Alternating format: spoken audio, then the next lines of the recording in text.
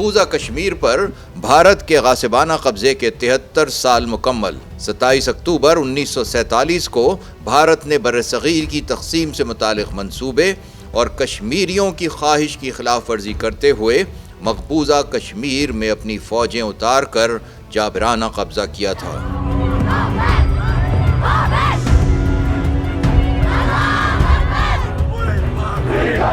آج line of control کے دونوں جانب کشمیری یوم سیاہ منا رہے ہیں۔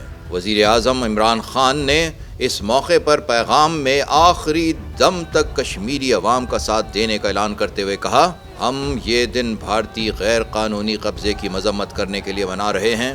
آج کے دن ہم کشمیری عوام کی مکمل حمایت کا اعادہ کر رہے ہیں۔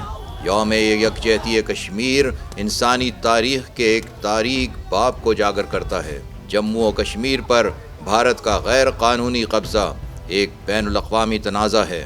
اس کا حل اقوام متحدہ کے چارٹر اور سلامتی کونسل کی قراردادوں میں ہے۔ 7 دہائیوں سے جاری مظالم کے باوجود بھارت کشمیری عوام کا عزم توڑنے میں ناکام ہے۔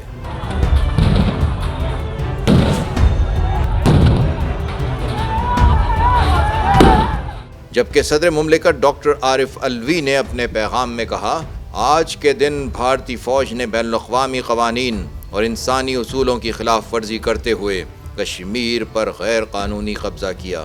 5 اگست کو بھارت نے مقبوضہ جموں و کشمیر کی متنازع حیثیت اور اس کے آبادیاتی ڈھانچے کو تبدیل کرنے کے لیے قدم اٹھایا۔ بھارت کے اقدامات بین الاقوامی قوانین، سلامتی کونسل کی قراردادوں اور کشمیریوں سے وعدوں کی خلاف ورزی ہے۔